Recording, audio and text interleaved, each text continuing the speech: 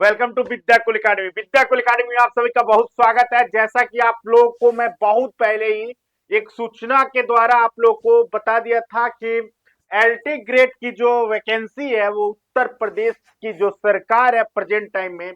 उनका मंशा अब हो चुका है कि वो वैकेंसी अब क्लियर कराएं। कहीं ना कहीं अब आप लोग को एलटी ग्रेड की जो ये वैकेंसी है उत्तर प्रदेश में जो शिक्षा विभाग में वो बहुत जल्द आप लोग को देखने को मिलेगी। यहाँ जो डाटा मांगी जा रही है यहाँ पे उत्तर प्रदेश विशेष अधीनस्थ जो शिक्षा विभाग है प्रवक्ता के लिए और एलटी ग्रेड की सूचना है। तो देखिए दोनों जगह पे यानी कि जीआईसी के लिए भी और एलटी ग्रेड की सूचना है। तो ये क्रम संख्या विद्यालय का नाम जो जितने पद हैं विषयवार ये नहीं विषयवार के अनुसार यहाँ पे देख सकते हैं आप लोग कि विषय के अनुसार यहाँ पे दिया गया है। इसी के अनुसार यहाँ पे क्रम संख्या यहाँ पे कार्यरत का नाम यानी कि विषय के नाम जिसमें नियुक्ति हुई है ये डाटा। एक तो डाटा आप लोग के पास आया था मेरे द्वारा चैनल के माध्यम से बताया गया था कि 31/3/2024 2025 तक 31/3/2025 तक कितने अध्यापक ऐसे हैं जो रिटायर हो रहे हैं। रिटायर करने का मतलब ये है कि उन लोगों की जो नियुक्ति हुई है यानी कि कार्य जो है कार्य सीमा जो है वो कब समाप्त हो रही है वो लोग रिटायर कब हो रहे हैं इसकी सूचना मांगी गई थी उत्तर प्रदेश सरकार द्वारा। यहाँ पे आप जो ये डाटा देख रहे हैं यहाँ जो आप लोग डाटा देख रहे हैं कि उत्तर प्रदेश सरकार द्वारा ये 10/2/2025 को ही डाटा मिला था लेकिन इस पे बहुत विशेष रूप से वो नहीं था कि अजय कुमार द्विवेदी द्वारा जो अपर शिक्षा निदेशक यानी राजकीय शिक्षा निदेशक के जो अजय कुमार द्विवेदी जी जो हैं ये इनके द्वारा सिग्नेचर हुआ है तथा ये समस्त जो मंडली या संयुक्त शिक्षा निदेशक के इसमें उत्तर प्रदेश के जितने भी स्कूल विद्यालय हैं इन सभी पे जो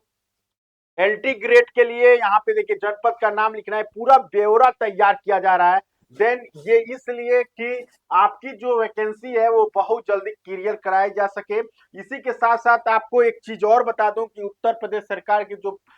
मंशा है कि इस वैकेंसी को बहुत जल्द क्लियर किया जाएगा। हमारे कहने का मतलब ये है कि आपकी तैयारी पूर्ण रूप से होनी चाहिए। ये कहने का मतलब ये है कि 31/3/2025 तक कितने अध्यापक थे जो रिटायर हो रहे हैं इसकी डाटा तो सरकार के पास आ गई है और कितने पद खाली हो रहे हैं सब चीजों की डाटा सरकार के पास आएगी। और ये कहीं ना कहीं 15 यानी कि 15 फरवरी यानी 15 फरवरी को 2025 को ये भी डाटा देने की सूचना प्राप्त हुई है तथा इससे बहुत जल्द सरकार देखिए सरकार ये चाहती है कि वैकेंसी जितना जल्दी हो सके यानी कि अगर आप लोग की डिटेल ये 15/2/2025 तक आदेश कर रहे हैं कि हमको चाहिए तो कहीं ना कहीं सूचना मिलनी चाहिए। और उत्तर प्रदेश सरकार ये चाह रही है कि परीक्षा में कोई भी विलंब ना हो।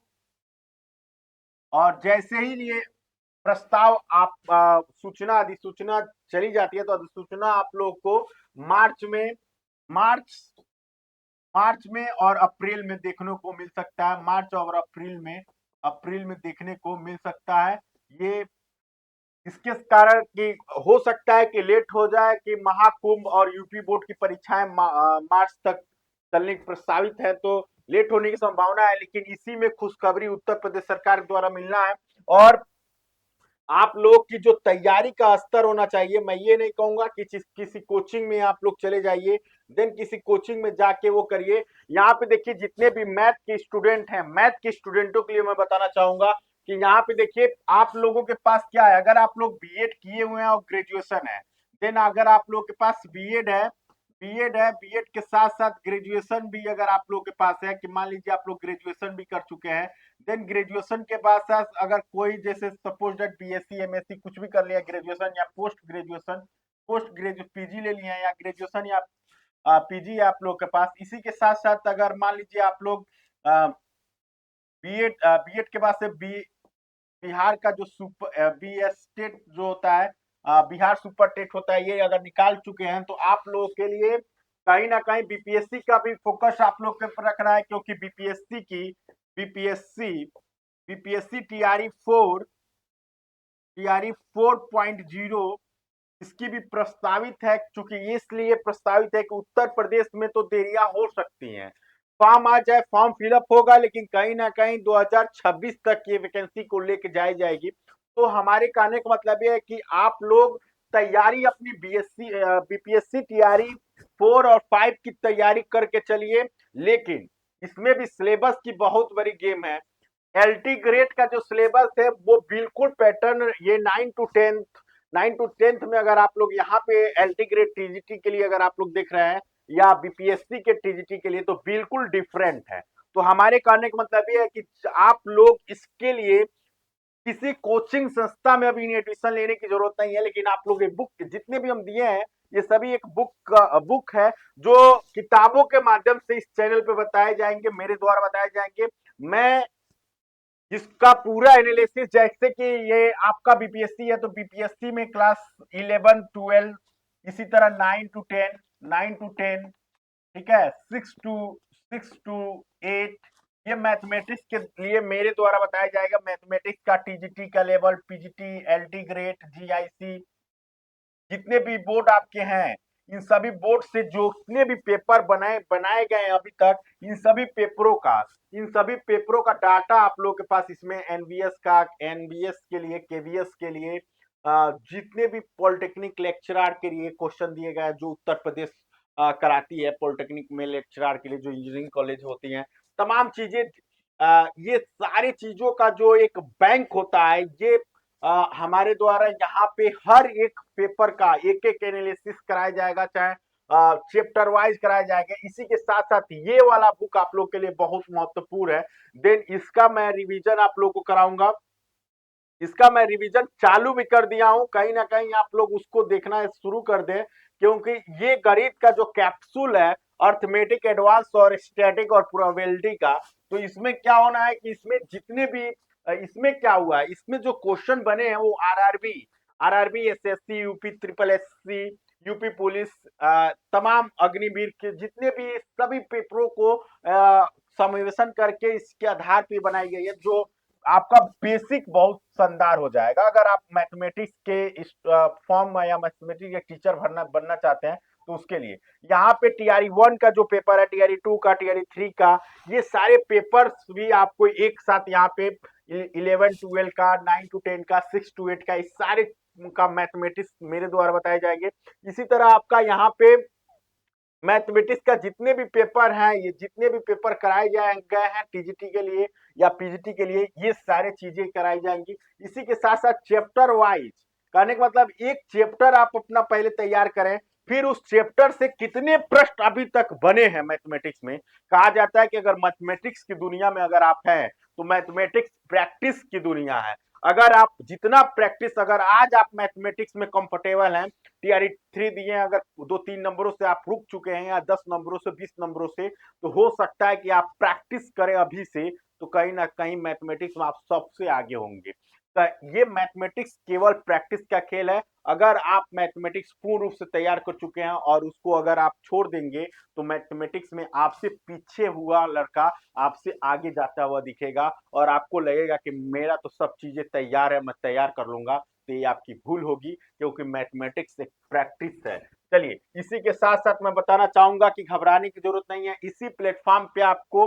टीजीटी पीजीटी का केमिस्ट्री का एक क्विक रिवीजन मिलेगा आपको, यानी कि आपकी तैयारी तो सेम है। अगर आप टीआरई 1, टीआरई 2, टीआरई 3 तक आए हैं तो कहीं ना कहीं आपकी तैयारी जबरदस्त है। केवल आपको चाहिए क्विक रिवीजन, और क्विक रिवीजन के साथ साथ कितने पेपर में अभी तक बने हैं आपके सब्जेक्ट से, उसके लिए यहाँ पे देखिए, ये केमिस्ट्री का क्विक रिवीजन होगा। रिवीजन की जो रणनीति होने वाली है इसमें ये होने वाली है कि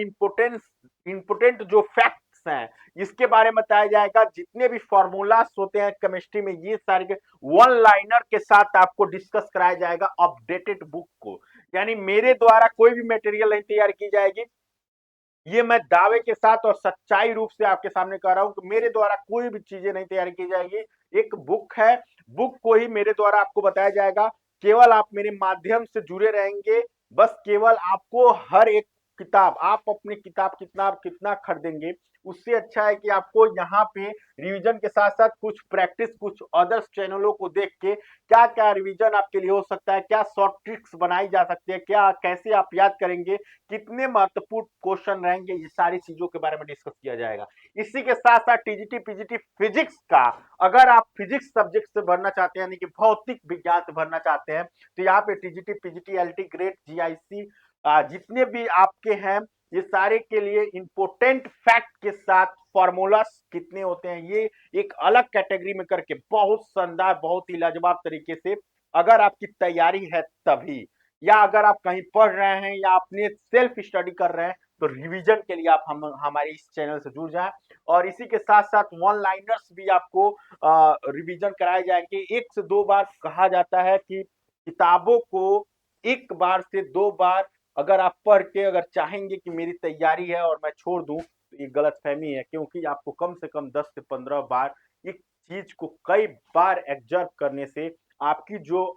माइंड है वो कहीं ना कहीं एक जगह स्थिर कर दी जाती है। कहने का मतलब ये है कि 100% अगर माइंड को मान रहे हैं आप, तो उसमें से 10% परजेंट ऑफ माइंड होता है जो तुरंत तो याद कर लेता है, लेकिन ये अपने 90% माइंड को एकत्रित के पास सूचनाओं के द्वारा नहीं भेजता है। जब आप कई कई बार एक चीज को, कई बार एक चीज को देखते हैं, तब जाके वो कहीं ना कहीं आपके 90% के हिस्से में, मैं अगर माइंड को 100 में से 90 और 10 का आंकड़ा कर दूं, तो 10 वाला माइंड 90 वाले को देता है। जब 90 वाले के पास, आपके माइंड के पास चला जाता है, तब वो जाके चीजें आपके पास स्थिर रहती है। जैसे कि नॉर्मली आप सड़क है कभी नहीं भूलते हैं, ए फॉर एप्पल कभी नहीं भूलते हैं, एबीसीडी का लेटर नहीं भूलते हैं, क्यों? कोई स्पेलिंग, डीओजी डॉग का स्पेलिंग आपको याद होगा, वो अभी नहीं भूलते हैं, एप्पल का स्पेलिंग नहीं भूलते हैं। तमाम चीजें जो आपके पास आता रहता है वो सारी चीजें नहीं भूलते हैं। जैसे टू का टेबल आप नहीं भूलते हैं, मैथमेटिक्स वाले जितने होंगे, ए प्लस बी का होल स्क्वायर नहीं भूलते हैं, लेकिन ए प्लस बी का होल क्यूब भूल जाते हैं। हो सकता है वो भी याद रहे, लेकिन ए क्यूब प्लस बी क्यूब भूल जाते हैं। ऐसे ही मैथमेटिक्स का, फिजिक्स का है, केमिस्ट्री का कोई जैसे फार्मूला, नमक का NaCl, ये नहीं कोई भूलता है, ये कोई चीजें नहीं भूलता है, नमक का NaCl के आपका फिटिक्री का, ये सारी चीजें हाइड्रोजन के लिए कोई नहीं भूलते हैं, क्योंकि हाइड्रोजन का जो प्रतीक होता है वो क्या होता है, सभी को पता है, H। तो ये छोटी छोटी चीजें नहीं भूलते हैं, क्योंकि वो कई बार आपके माइंड में आ जाता है। तो वो माइंड 10% वाला, यानी परजेंट ऑफ माइंड आपको स्थिर माइंड के पास भेज देता है, जो वहां जाने के बाद से वो चीजें नहीं बोलती हैं। तो यानी कहने का मतलब ये है कि एक चीजों को आपको कम से कम 10 बार प्रैक्टिस करना है। जब ये सारी चीजें हो जाए, तो टीजीटी पीजीटी का एक साइंस का एनसीआरटी के आधार पे, जैसे क्लास 6 to 12 का जो चैप्टर वाइज सॉल्व पेपर होगा, ये तमाम चीजें जो